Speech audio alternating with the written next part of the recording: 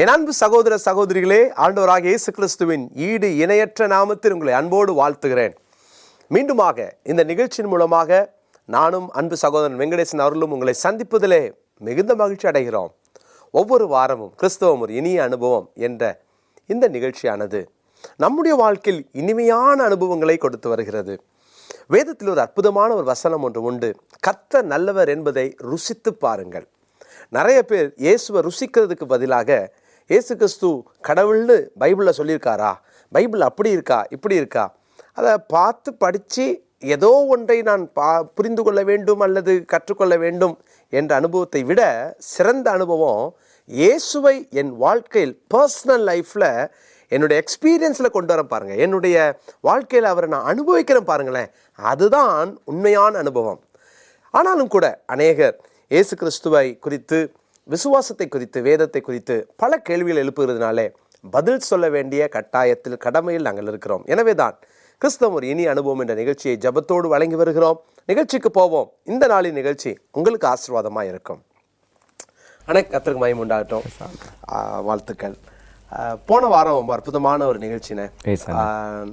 நமக்கு உண்மையாகவே நல்ல ரெஸ்பான்ஸ்ன்னு கூட சொல்லலாம். காரணம் என்னன்னா, இன்னைக்கு நடந்துட்டு இருக்கிற சில காரியத்தை, சில இஷ்யூஸை நம்ம எடுத்து நம்ம பேசணும். பைபிள் தீவிரவாதத்தை அது அக்செப்ட் பண்ணுதா அல்லது போதிக்கிறதா அப்படின்ற காரியம் ரொம்ப அழகான விளக்கங்களை கொடுத்தீங்க. சங்கீதம் 137 அந்த 9ஆம் வசனத்தின் மூலமாக நம்ம அதை ஆரம்பித்தோம்.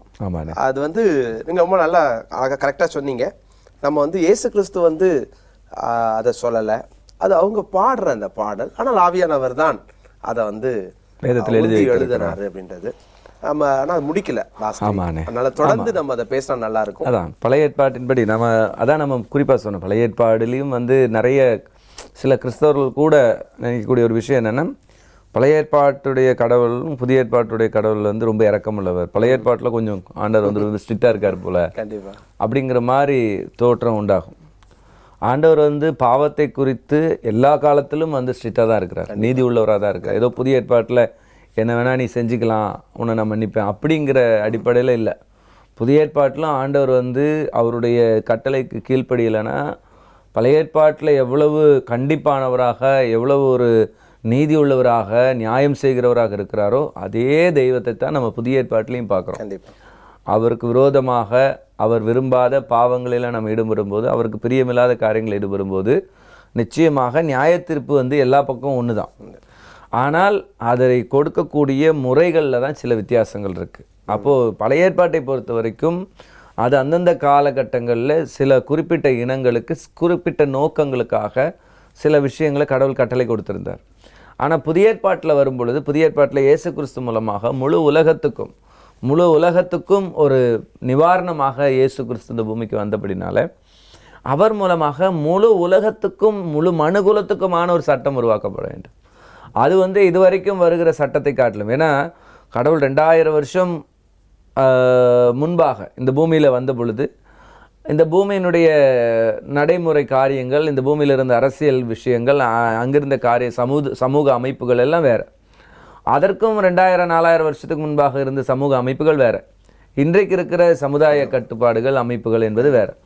அப்போது நம்ம இறைவனே ஒரு கட்டளை கொடுத்திருந்தாலுமே அது நாம் வாழ்கிற சமுதாய அமைப்புக்கு வேறு மாதிரி இருந்துருச்சுன்னா அது ஏற்றுக்கொள்ள முடியாததாக மாறிடும்.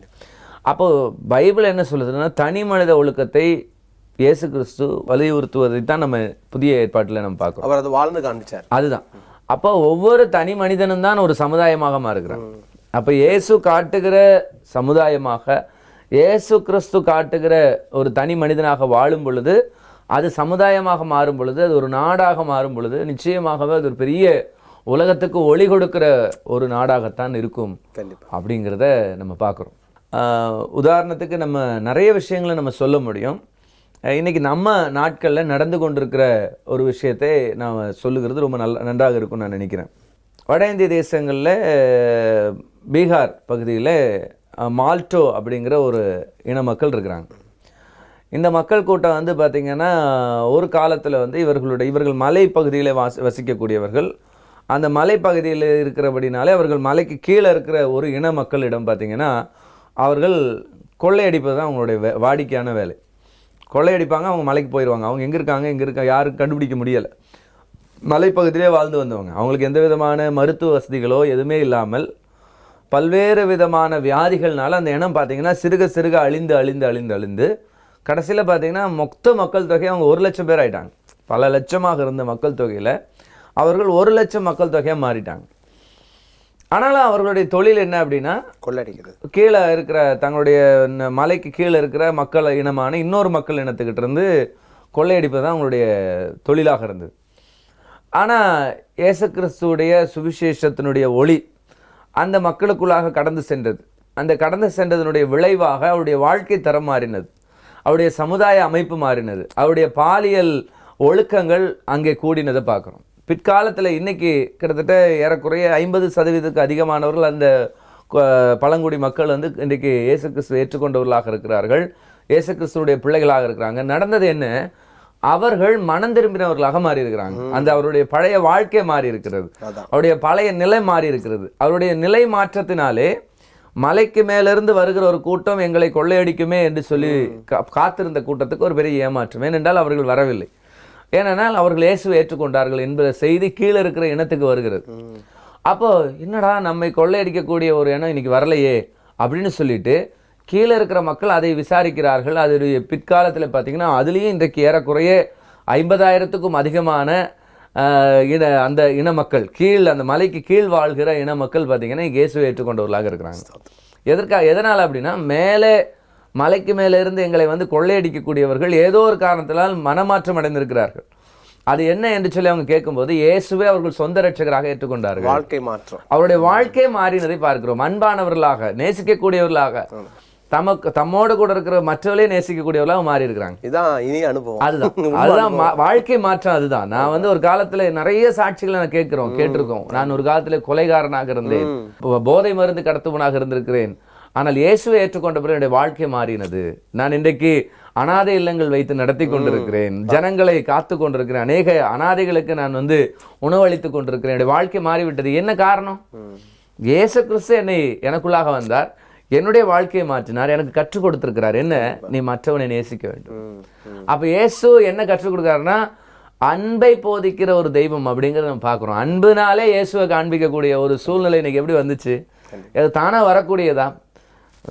அன்புனா இயேசுதான் அப்படிங்கிற ஒரு நிலை எப்படி வந்தது அப்படின்னா உண்மையாலுமே அன்பினுடைய உச்சத்தை காண்பித்தவர் இயேசு கிறிஸ்து. வெறும் இயேசு ஒரு மத போதகராகவோ வெறும் மத தலைவராகவோ பார்த்திருந்தா இது வந்திருக்க முடியாது. ஏன்னா அவர் வாழ்ந்து காண்பித்ததை வேதத்தின் அடிப்படையில பின்பற்றுகிறார். நிச்சயமா அதுதான் உண்மை. அவர் வாழ்ந்து காண்பித்தார், அந்த ரோல் மாடல். அதுல ஒரு பகுதியை நம்ம பின்பற்றிட்டா கூட நம்ம இந்த உலகத்துல சிறந்த மனிதெல்லாம் மாறிடும். இயேசு அதைத்தான் போதித்தார். முதலாவது பரனை நேசி, அப்புறம் பிறனை நேசி. அதான் ஆண்டவருடைய 2 வார்த்தை தான். ஒண்ணு கடவுளை நேசி. கடவுளை நேசிக்கிறது உண்மையானால் உன்னை போல நீ பிறனை நேசி. உன்னை எப்படி நேசிக்கிறையோ அப்படி நீ பிறனை நேசிக்கணும். உன்னுடைய அடுத்தவனை நேசிக்கணும். உனக்கு பக்கத்தில் இருக்கிறவனை நேசிக்கணும். இதுதான் இயேசு கற்றுக் கொடுத்திருக்கிற ஒரு அன்பான கட்டளை. இப்படி கட்டளை வந்துருச்சுன்னா இந்த கட்டளை பின்பற்றினா எப்படி நம்ம போய் தீவிரவாதம் பண்ண முடியும்? யோசிச்சு பாருங்க. கண்டிப்பா. உன்னை போல பிறனை நேசின்னு சொல்லிட்டாரு. உன்னை போல பிறன்னா யாரும் பக்கத்து வீட்டுல இருக்கிற சொந்தக்காரனா இல்ல ஒரு கிறிஸ்தவனையா? ஆண்டவர் எந்த இடத்துலயுமே இன்னொரு கிறிஸ்தவனை நேசின்னு சொல்லல.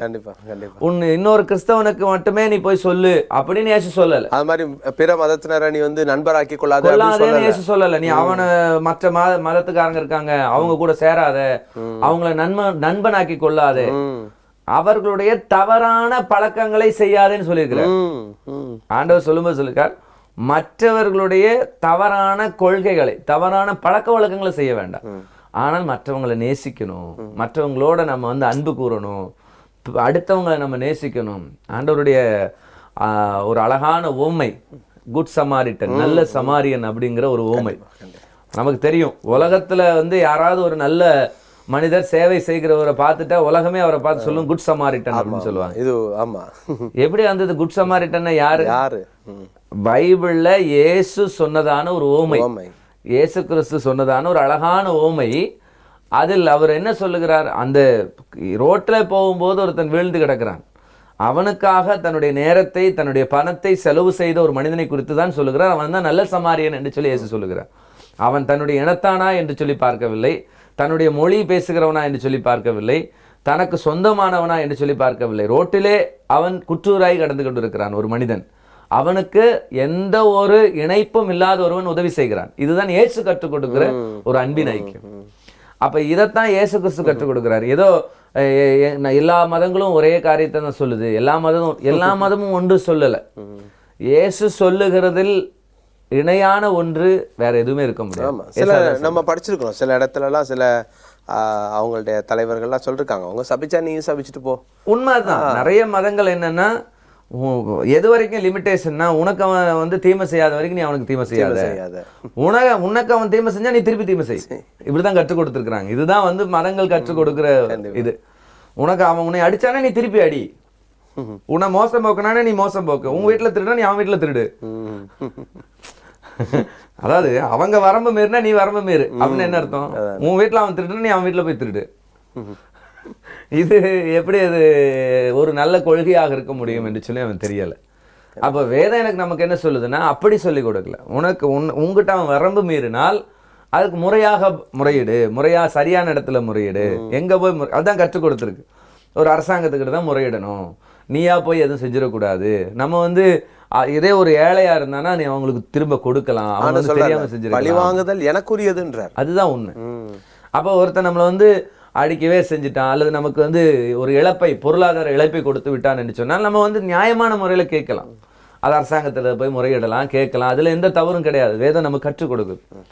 ஆனால் அதே நேரத்தில் அவன் எனக்கு இழப்பு செஞ்சுட்டானா பழியை வந்து உள்ளுக்குள்ளே வச்சுக்கிட்டு என்னைக்கிடா அவன் நேரம் கிடைக்கும், அவனை எப்படி நம்ம வந்து அவனுக்கு இழப்பு செய்யணும், நமக்கு செஞ்ச மாதிரி அவனுக்கு திரும்ப செய்யணும், நம்மளை விட அவனுக்கு அதிகமா வலிக்கணும். இது பிசாசனுடைய குணம்ன்றது வந்து தெளிவா நம்ம வேதத்துல இருந்து கற்றுக்கலாம். அதுதான். அப்ப இன்றைக்கு இந்த தீவிரவாதங்களுடைய அடிப்படையான காரியம் என்னன்னா, இதுதான் கடவுளுடைய பெயரிலே சொல்லப்பட்டிருக்கிற சில உபதேசங்கள். அவங்க வரம்னா நீ வரம் இருப்பா, அவன் உனக்கு ஏதாவது தப்பு செஞ்சான்னு நீ நினைச்சினா நீயும் திரும்பி தப்பு செய்ய.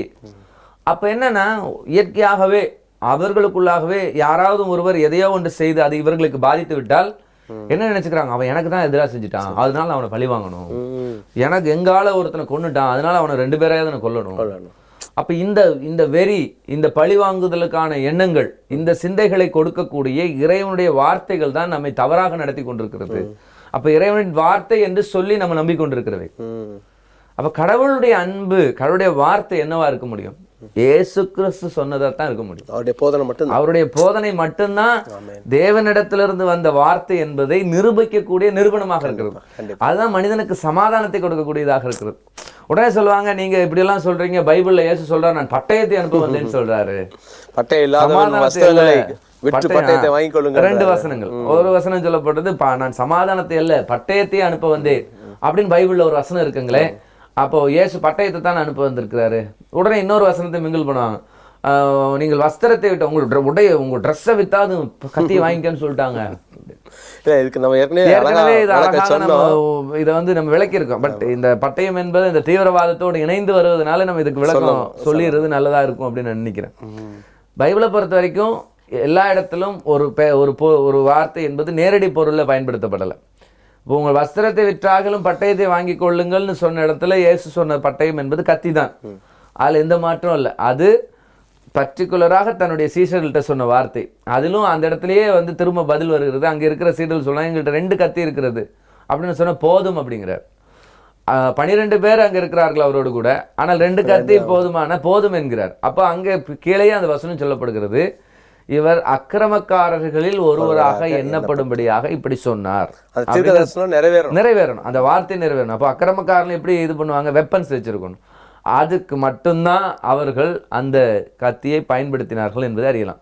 ஆனால் அதே நேரத்தில் கூட அவருடைய கூட இருந்த அவருடைய சீடர் பேதுரு, மல்கூஸ் என்ற ஒரு வீரனுடைய அந்த படை சேவகனுடைய காதை வெட்டின பொழுது ஆண்டவர் வந்து கடிந்து கொண்டார்.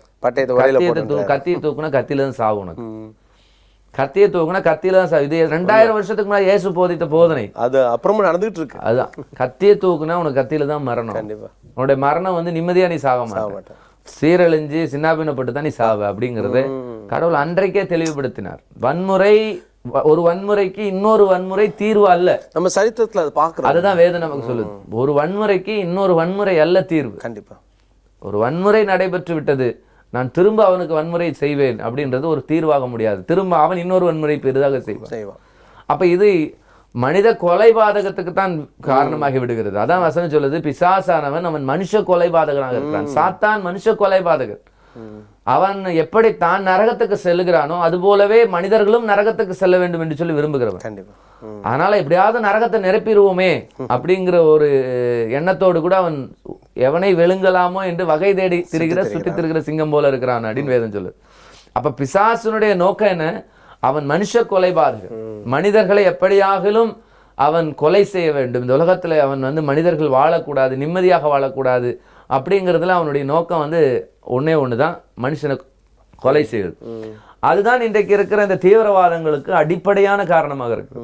அப்ப இது பிசாசு, சாத்தான் அல்லது எந்த பெயர்ல நம்ம சொல்லிக்கலாம், தீமையான ஒன்று, அவ்வளவுதான். தீய காரியத்தினுடைய அடிப்படை தான் இன்றைக்கு இப்படிப்பட்ட தீவிரவாதங்கள். மனிதனை கொலை செய்ய வேண்டும் என்ற எண்ணம் தூண்டுகிற எண்ணங்கள், மனிதனுக்கு இழப்பை ஏற்படுத்தணும், பழி வாங்க வேண்டும் என்ற எண்ணங்களை கொண்டு வருகிறது. எல்லாமே பாத்தீங்கன்னா இது கடவுளுக்கு எதிரான ஒரு செயல்பாடை தான் நம்ம பார்க்கணும். உண்மையான கடவுள் அப்படி சொல்ல முடியாது. நிச்சயமா. அடுத்தது நம்ம பார்த்தோம், இயேசு கிறிஸ்து நான் சமாதானத்தை அல்ல பட்டயத்தையே அனுப்ப வந்தேன். இப்ப இந்த இடத்துல இயேசு சொன்ன பட்டயம் என்பது நிச்சயமாக நம்ம வேதத்துல வாசிக்கிறவங்களுக்கு தெரியும், நேரடியான எழுத்தின் பிரகாரமான கத்தி அல்ல. ஏன்னு கேட்டா நம்ம நிறைய விஷயங்களை தமிழ் மொழி அறிஞ்சவங்களுக்கு தெரியும். இப்ப நான் நூல் வாங்க போனேன் அப்படின்னு சொன்னா, நூல் அப்படின்னா நமக்கு தெரியும், நூல் என்றால் வெறும் நூல் மட்டும் கிடையாது, புஸ்தகத்துக்கும் கூட நூல் என்று பெயர் இருக்கிறது. ரெண்டு பெயர் இருக்கு. நூல் என்பதற்கு ரெண்டு அர்த்தம் இருக்கிறது. புத்தகம் இருக்கு, த்ரெட் இருக்கு. ரெண்டுமே நூல் தான். நான் கடையில போய் பட்டம் வாங்கி வந்தேன் அப்படின்னு சொல்லும் போது, கடைக்கு போய் அவர் பட்டத்தை வாங்கிட்டு வந்தார்னு யாரும் பட்டம் என்பது படித்து பெறுவது, அதுவும் பட்டம் தான். ஆனா கடையில போய் பட்டம் வாங்கிட்டு வந்தா என்ன வாங்கிட்டு வருவான்னு தெரியும். இப்ப இதெல்லாம் நம்ம சொல்லிக் கொடுக்க வேண்டியதில்லை. இது சின்ன பிள்ளைகளுக்கு பாடம் எடுக்கிற மாதிரி நம்ம சொல்ல வேண்டிய. ஆனால் இப்படிப்பட்ட கூட குறையா பாக்குறவங்களுக்கு சொல்லிதான் ஆக வேண்டும். ஏன் இந்த ப்ரோக்ராம்ல இதை சொல்றேன்னா, இந்த ஒரு அறிவு கூட நம்ம சிந்திக்கிற திறன் கூட இல்லாதது போல வேதாகமத்தை விமர்சிக்கிறது.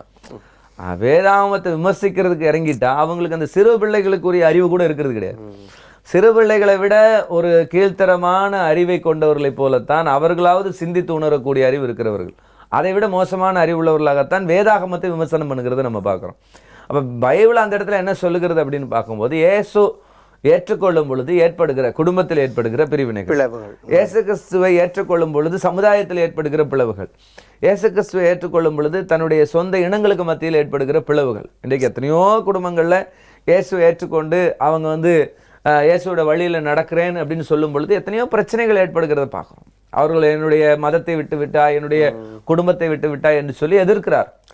எத்தனையோ இடங்கள்ல நம்ம அந்த எதிர்ப்புகளை நம்ம எத்தனையோ இடங்கள்ல நடைபெற்று கொண்டிருக்கிறது. துன்புறுத்தப்படுகிறார்கள், கொலை செய்யப்படுகிறார்கள், அவருடைய சொத்துக்கள் பிடுங்கப்படுகிறது, அவர்களுடைய உரிமைகள் பறிக்கப்படுகிறது நம்ம பார்க்கிறோம். எத்தனையோ இடங்கள்ல ஆராதை கூடங்கள் உடைக்கப்படுகிறது, எத்தனையோ இடத்துல பார்க்கணும்.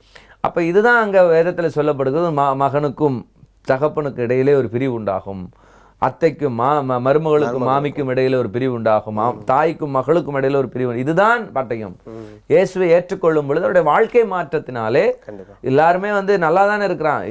ஏன்னா நிறைய குடும்பங்கள்ல இன்றைக்கு உண்மைகளை அறிந்திருக்கிறார்கள். பரவாயில்ல, எங்க இருந்தாலும் நல்லா இருக்கட்டும் அப்படின்னு சொல்லுகிற மக்கள் இருக்கத்தான் செய்யறாங்க, இல்லைன்னு சொல்ல முடியாது. ஆனால் அதே நேரத்துல தன்னுடைய இனம், ஜாதி, இந்த அமைப்புல இருக்கிறவங்க இல்ல நம்மளை விட இதுக்கு போயிட்டாங்க அப்படிங்கிற இதுல எதிர்ப்பு தெரிவிக்கிறாங்க. ஆனால் பரிசுத்த வேதாகமத்தை பொறுத்த வரைக்கும் வேதாகமம் சமாதானத்தையும் சந்தோஷத்தையும் ஜனங்களுக்கு கொடுக்கும்படியாகத்தான் இயேசு இந்த பூமிக்கு வந்தார். அதுதான் ஒரு சுவிசேஷம். இயேசு ராஜ்யத்தின் சுவிசேஷத்தை பிரசங்கித்தார், ராஜ்யத்தின் சுவிசேஷத்தை பிரசங்கித்தார் அப்படின்னு கேட்பாங்க. அது எங்க வச்சிருக்கீங்க அந்த புக்கு? அந்த புக்கை காணோம் அப்படிம்பாங்க. வேதாகமும் அப்படிப்பட்ட ஒரு புத்தகத்தை பத்தி சொல்லல, ராஜ்யத்தின் சுவிசேஷம் அப்படின்னா நீங்க மத்தேயு எழுதின சுவிசேஷம் அப்படின்னு போட்டிருக்கீங்க, மார்க் எழுதின சுவிசேஷம் போட்டிருக்கீங்க, அப்புறம் புக்கு தானே. ஆக்சுவலா அந்த புக்குக்கு பெயர் சுவிசேஷம் அல்ல, அதுல இருக்கிற சுவிசேஷத்திற்கு தான் சுவிசேஷம் என்று பெயர். நற்செய்தின்னு அர்த்தம் சுவிசேஷம்னா. அப்ப மத்தேயு எழுதின நற்செய்தி, மார்க் எழுதின நற்செய்தி, அப்ப ராஜ்யத்தின் நற்செய்தி. அப்ப என்ன அர்த்தம்? மத்தேயு எழுதினது தான் அந்த ராஜ்யத்தின் நற்செய்தி, லூக்கா எழுதினது தான் அந்த ராஜ்யத்தின். அது என்ன ராஜ்யத்தின் நற்செய்தி? ராஜா இந்த பூமிக்கு மனுஷனாக வந்தார். உன்னதத்தில் இருக்கக்கூடியவர், உன்னதமானவர், சர்வ வல்லமுள்ளவர், அப்படிப்பட்ட தேவன் தன்னுடைய வார்த்தையை இந்த பூமிக்கு மனுஷனாக அனுப்பினார். அவருடைய வார்த்தை இந்த பூமிக்கு மனுஷனாக வந்தார். அதான் இயேசு கிறிஸ்துவை பற்றி சொல்லுவோம், ராஜாதி ராஜாவும் கர்த்தாதி கர்த்தருமாக இருக்கிறார். அப்ப அந்த ராஜா இந்த பூமிக்கு வந்து அந்த சமாதானத்தை கொடுக்கும்படியாக இந்த பூமிக்கு வந்திருக்கிறார். சமாதானத்தை மனிதர்களுக்கு கொடுக்கும்படியாக இந்த பூமிக்கு வந்திருக்கிறார். இதைத்தான் ராஜ்யத்தின் சுவிசேஷம் என்று இயேசு பிரசங்கித்தார். இயேசு பிரசங்கித்தது என்ன? வேதத்திலே வாசிக்கலாம். இயேசு என்ன பிரசங்கித்தார் என்று சொல்லி, மனம் திரும்புங்கள், தேவனுடைய ராஜ்யம் சமீபமா இருக்கிறது. அப்ப இதைத்தான் யோவான் ஸ்நானகன் சொன்னார். யோவான் ஸ்நானகன் சொன்ன உடனே யோவான் ஸ்நானனுடைய அந்த பிரசங்கத்தினுடைய முடிவு என்ன? இதோ உலகத்தின் பாவத்தை சுமந்து இருக்கிற தேவாட்டுக்குட்டி. இயேசு கிறிஸ்துடைய பிரசங்கம் என்ன? நீ என்னுடைய தேவன் தன்னுடைய ஒரே பெயரான குமாரனை, யோவான் சுவிசேஷம் 3:16 விசுவாசிக்கிறவன் எவனோ அவன் கெட்டு போகாமல் நித்திய ஜீவனை அடையும்படிக்கு அவரை தந்தருளி உலகாய் உலகத்தில் அன்பு கூர்ந்தார். இதுதான் ராஜ்யத்தின் சுவிசேஷம். என்ன? தேவனுடைய குமாரன் இந்த பூமிக்கு மனுஷனாக வந்தார். அவர் தன்னை இந்த பூமிக்கு பலியாக கொடுக்கிறார். அவர் ஏற்றுக்கொள்ளுகிறவர்கள் தேவனுடைய ராஜ்யத்தில் பிரவேசிப்பார்கள்.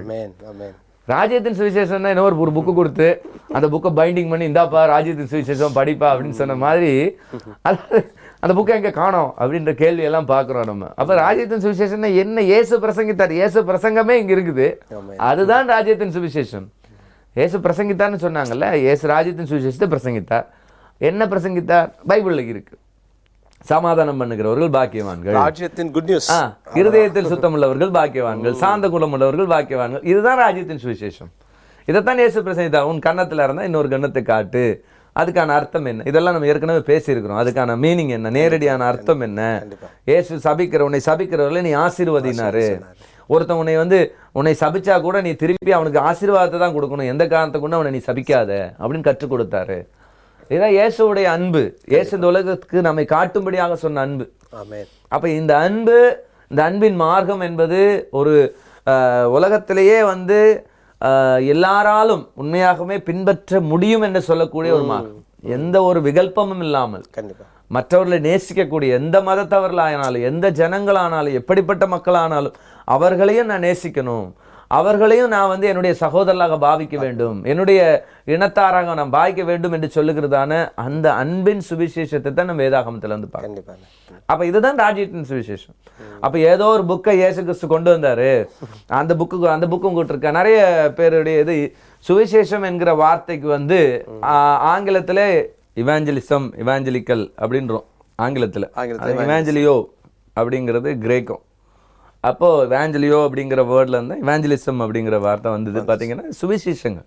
இப்போ இது அரபில வேற வார்த்தை வந்திருக்கும். இவ்வளவுதான். இதை எடுத்துக்கிட்டு இந்த புக்கை காணோம் அப்படின்னு தேடுறது பார்க்குறோம். இந்த புக்கல்ல இது இயேசு பிரசங்கித்த சுவிசேஷம், நற்செய்தி. இயேசு கிறிஸ்து தான் நற்செய்தி. அவர் ஒரு பிரசங்கத்தை பண்ணினார். அந்த பிரசங்கம் என்ன? நான் உலகத்துக்கு அனுப்பப்பட்டிருக்கிறேன். எதற்காக? இந்த உலகத்து ஜனங்களுக்காக ஜீவனை கொடுக்கும்படியாக. இந்த ஜீவனை கொடுத்து நான் மீண்டும் ராஜாவாக வரப்போகிறேன். மத்தேயு 25 நீங்க வாசிக்க முடியும்.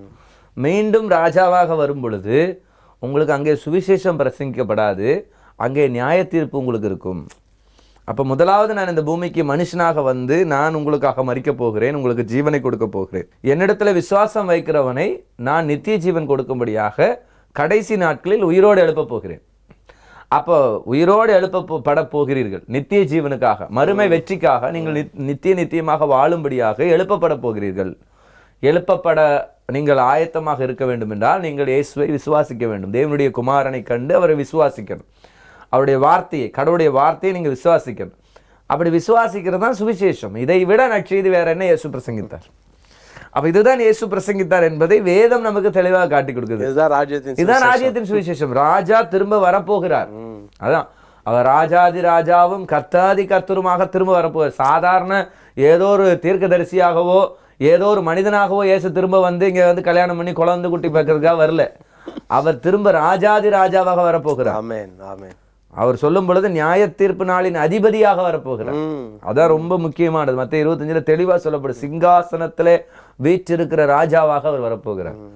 ஏதோ இன்றைக்கு ஒரு அடிமையின் ரூபம் எடுத்து இந்த பூமிக்கு வந்தாரு, மனுஷ ரூபத்துல வந்தாரு அப்படிங்கிற மாதிரி ஒருவரை நீ எதிர்பார்க்க முடியாது. அவர் சாதாரண மனிதராக அவரை நீங்க எதிர்பார்க்க முடியாது. அவர் தேவனுடைய வார்த்தை, அவருடைய முழு அதிகாரத்தோடு கூட அவர் இந்த பூமிக்கு வரப்போகிறார். அப்ப அந்த ராஜ்யத்தின் சுவிசேஷத்தை அந்த ராஜா இந்த உலகத்துக்கு கொண்டு வந்தார். அவர் வந்ததே சுவிசேஷம். அப்போ இந்த நற்செய்தியை தான் இன்னைக்கு உலகத்துக்கு சொல்லும்படியாகத்தான் இயேசு சொன்னார். அதான் நீங்கள் இந்த சர்வ பூமிக்கு நீங்கள் போய் இந்த சுவிசேஷத்தை நீங்கள் பிரசங்கியுங்கள். இந்த சுவிசேஷம் தான் பிரசங்கிக்க சொன்னார். என்ன சுவிசேஷம்னா இதுதான், இயேசு இந்த பூமிக்கு விடுதலை கொடுக்கும்படியாக வந்திருக்கிறார். ஏற்றுக்கொள்ளுகிறவர்களுக்கு மறுமை வெற்றி. ஏற்றுக்கொள்ளல, அவர் சாதாரண தீர்க்கதரிசி தான். அன்னைக்கு இருந்த யூதர்கள் அவரை சாதாரண மனுஷனாங்க. இன்னைக்கு இருக்கிற சிலர் அவரை சாதாரண தீர்க்கதரிசின்னு நம்புறாங்க. நாங்களும் மதிக்கிறோம் இயேசுவை, நாங்களும் உங்களை விட நாங்கள் நல்லா மதிக்கிறோம். அவங்க மரியாளுடைய மகன் தான், அவர் கன்னி மரியாள் இடத்துல இருந்து பிறந்தாரு, நாங்கள் ஏற்றுக்கிறோம் அவரை. நாங்களும் மனுஷனா, அவர் தீர்க்கதரிசி தாங்க, அவரும் ஒரு தீர்க்கதரிசிகள், அவரும் ஒரு நல்ல தீர்க்கதரிசி தான், நாங்கள் நம்புகிறோம். இந்த நம்பிக்கையெல்லாம் நித்தியமாக நித்திய ஜீவனை கொடுக்கக்கூடிய நம்பிக்கை அல்ல. கொடுக்க வேண்டிய கணத்தை கொடுக்காம அவருக்கு என்ன கணம் கொடுக்கணுமோ கடவுளுக்குரிய கணத்தை கொடுத்து ஏற்றுக்கொள்ளும் வழிய அவரை சாதாரண மனிதனாக நம்மளோ சாதாரண தீர்க்கதரிசியாவோ கனவீனப்படுத்துற மாதிரி அவர் சொல்லியும் அவரை கனவீனப்படுத்தி அவர்தான் இறைவன் என்பதை ஏற்றுக்கொண்டு அவருக்கு ஆராதனை செய்கிறவர்கள் தான் இன்றைக்கு மறுமை நாளில் வெற்றி பெற முடியும். இயேசுதான் நித்திய சமாதானத்தை கொடுக்க முடியும். இருதயத்துல சமாதானத்தை கொடுக்கணும் இயேசு கிறிஸ்துனால மட்டும்தான் கொடுக்க முடியும். இயேசு கிறிஸ்து தான் கடவுளோடு கூட உறவு கொள்வதற்கு கற்றுக் கொடுத்தவர். இந்த பூமியில அவர் மனுஷனாக வந்தபோது, அவருடைய வார்த்தை இந்த பூமியில மனுஷனாக வந்தபோது இறைவனை எப்படி அழைக்கணும், அவரை பிதான்னு அழைக்கணும். பரமண்ட இருக்கிற எங்கள் பிதாவே உடைய நாமம் பரிசுத்தப்படுவதாக. அப்ப அப்பான்னு கூப்பிடுற உரிமையை இயேசு கிறிஸ்து மூலமாக நம்ம பெற்றுக்கொள்ளுகிறோம். இயேசு கிறிஸ்து மூலமாக அவருக்கு நம் சொந்த பிள்ளைகளாக மாறுகிறோம். அவருடைய புத்திர சிவகாரத்தை நாம் பெற்றுக்கொள்கிறோம் அப்படின்னு பைபிள் சொல்லுது. அப்போ கடவுளுக்கும் நமக்கு இருக்கிற உறவு ஏதோ ஒரு மிலிட்ரி ஆர்டர்ல கடவுளுக்கு அடிமைகளாக நம்ம போய் கடவுளை வேண்டுதல் செய்கிறோம் அப்படிங்கிற மாதிரி இல்லாம கடவுளுடைய பிள்ளைகளாக உரிமையோடு கூட அப்பா கிட்ட பேசுற அந்த உறவு, உரிமையோடு கூட என் தகப்பன்ட்ட நான் பேசுறேன். ஏதோ கடவுள்னா அவர் எங்கேயோ இருப்பாரு, அவர் எங்கேயோ உட்கார்ந்த இடத்துல எந்திரிக்க முடியாம அப்படியே உட்கார்ந்துகிட்டு இருப்பாரு அப்படிங்கிற மாதிரிலாம் கிடையாது. ஒரு திரைக்கு பின்னால அதான் அவர் சீட்ல உட்கார்ந்துருக்காரு, அவர் எந்திரிக்கவே முடியாதுங்கிற மாதிரி, அவருக்கு எதுவும் இயலாம இருக்கிற மாதிரி, அவர் உட்கார்ந்த இடத்துல எந்திரிக்க மாட்டாரு அப்படிங்கிற மாதிரி எல்லாம் வேதம் நமக்கு கற்றுக் கொடுக்கல. அவர் நம்ம அப்பா, நம்ம கூட. அழகா இயேசு சொல்றாருல, எங்க 2 அல்லது 3 பேர் என் நாமத்தால் கூடியிருக்கிறீர்களோ அங்கே நான் வருவேன், அங்க இருப்பேன். அதான் ஆண்டவர். அவர் வெறும் தீர்க்கதரிசியாவோ மனுஷனா அப்படி இந்த வார்த்தை சொல்ல முடியும்? என் நாமத்தினால் எதை கேட்டாலும் நான் உங்களுக்கு தருவேன். எப்படி தர முடியும் சாதாரண மனுஷன்? அப்ப இயேசு கிறிஸ்து அவர் தேவகுமாரன் என்று சொல்லுவதற்கு காரணம் அவன் தேவனிடத்திலிருந்து வந்தவர். அப்ப தேவனிடத்திலிருந்து வந்த அவருடைய வார்த்தை, அதனாலதான் அவரை தேவன்கிறோம். தேவனுக்கு ஒரு குமாரன் இருந்தா அது தேவன் தான். அப்ப குமாரன்னா நாம நினைக்கிற மாதிரி ஒரு மனைவி கணவன், கடவுளுக்கு மனைவி ஏதப்பா அப்படின்னு நம்ம கேட்க முடியாது. மனைவி இல்லாம பிள்ளை உருவாவது என்பது கடவுளுக்கு ஒரு பெரிய காரியம் கிடையாது. ஆனால் அவர் பிள்ளை என்று நாம் சொல்லுவது ஏதோ அவருக்கு பிறந்த பிள்ளை என்று அல்ல, கடவுளுடைய வார்த்தை, அவரிடத்திலிருந்து புறப்பட்டு வந்த வார்த்தை தான், அந்த வல்லமையுள்ள வார்த்தை தான் மனுஷனாக இந்த பூமிக்கு வந்தார். அவருடைய வார்த்தை தான் தேவகுமாரன் என்று சொல்லி நம்ம அழைக்கிறோம். அப்போ நாம பிள்ளைகள், அவர் தகப்பன், அந்த உரிமையை நாம வேண்டுதல்ல பெற்றுக்கொள்றோம். நம்ம ஜெபிக்கும் பொழுது நம்முடைய தேவன் நம்முடைய அருகில இருக்கிறார் என்ற விசுவாசித்து நாம் ஜெபிக்கிறோம். அந்த சமாதானத்தை உள்ளத்திலே பெற்றுக்கொள்கிறோம், அந்த உணர்வை பெற்றுக்கொள்கிறோம். அந்த உணர்வை எல்லாரும் பெற்றுக்கொள்ள வேண்டும் என்பதுதான் நம்முடைய ஆசையாகவும் இருக்கிறது. நல்ல சத்தியமான நல்ல முக்கியமான காரியங்களை நம்ம இன்னைக்கு பேசினோம். உண்மையாகவே இந்த நிகழ்ச்சி நம்ம நேயர்களுக்கு மிகுந்த பிரயோஜனமா இருக்கு என்பதில் சந்தேகமே இல்லை. ஜெபம் பண்ணுவாங்க. என் அன்பு சகோதர சகோதரிகளே, தேவன் தாமே இந்த நிகழ்ச்சியை நமக்கு ஆசீர்வாதமாக்கி தந்தார். உண்மையாகவே ஆண்டவரிடத்தில் அப்பா என்று நீங்கள் உரிமையோடு அவரிடத்துல பழகலாம். அவரிடத்தில் கேளுங்க. ஜெபத்தில் நீங்கள் அப்பா என்ற உரிமையோடு நீங்கள் அவரை கூப்பிட்டு பாருங்கள். கண்டிப்பாக நமக்கு அவர் பதில் தருவார். நமக்கு அவர் தகப்பனாக, ஒரு எஜமான் அல்லது அடிமை என்ற ஸ்தானத்தில் அல்ல, தகப்பனாக அந்த உரிமை, அந்த உறவு, அந்த இனிமையான அனுபவம் இன்னைக்கு உங்கள் அனுபவமாக மாறட்டும். ஜெபிக்கலாமா? நல்ல தகப்பனே, இந்த நாளிலே நீர் எங்களுக்கு கொடுத்த அப்பா பிதாவே என்று கூப்பிட பண்ணுகிற புத்திர சுவிகாரத்தின் ஆவிக்காக உமக்கு ஸ்தோத்திரம். நாங்கள் உம்முடைய பிள்ளைகள் என்று அழைக்கப்படுவது எத்தனை பெரிய மகிழ்ச்சி ஆண்டவரே. அண்ட சராசரங்களை படைத்த சர்வ வல்லமையுள்ள தேவன் எங்கள் தகப்பனாய் மாறுவது எத்தனை பெரிய ஆச்சரியமான உறவு, அனுபவம். இந்த அனுபவத்தை ஆண்டவரே இந்த நிகழ்ச்சியை பார்க்கிற அத்தனை பேரும் இன்றைக்கு பெற்றுக்கொள்ளட்டும். ஒவ்வொருவருடைய வாழ்க்கையிலும் பாவங்களை மன்னித்து நீர் எங்களுக்காக சிந்தின ரத்தத்தை நாங்கள் விசுவாசிக்கிறோம். எங்களுக்காக தான் மரித்தீர் என்று நாங்கள் விசுவாசிக்கிறோம். எங்களுக்காக 3ஆம் நாள் உயிரோடு எழுந்தீர் என்று நாங்கள் விசுவாசிக்கிறோம். ஆண்டவரே, இப்படி விசுவாசித்து என்னோடு இணைந்து ஜெபிக்கிற ஒவ்வொரு பிள்ளைகள் வாழ்க்கையிலும் தேவன் நன்மைகளை கட்டளையிடும். ஆசீர்வதியும். இயேசுவின் நாமத்தில் ஜெபிக்கிறோம் நல்ல பிதாவே, ஆமென். என் அன்பு தேவனுடைய பிள்ளைகளே, இந்த நிகழ்ச்சியை நீங்கள் பார்த்தீங்க. நீங்கள் பெற்ற நன்மை எங்களுக்கு எழுதலாம். கூடவே உங்களுக்கு ஒரு வேளை ஜெப தேவைகள் இருந்தால் கூட எங்களுக்கு இமெயில் பண்ணுங்கள், அல்லது இந்த போஸ்ட் பாக்ஸ் நம்பருக்கு நீங்கள் லெட்டர் போடலாம். உங்களுக்கு பதில் சொல்லுவோம். கண்டிப்பாக உங்கள் என்ன கேள்வி இருந்தாலும் எங்களுக்கு எழுதலாம்.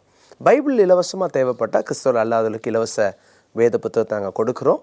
நீங்கள் தெளிவான முகவரியை நீங்கள் எழுதி அனுப்புங்க, நாங்கள் உங்களுக்கு அனுப்பி வைக்கிறோம்.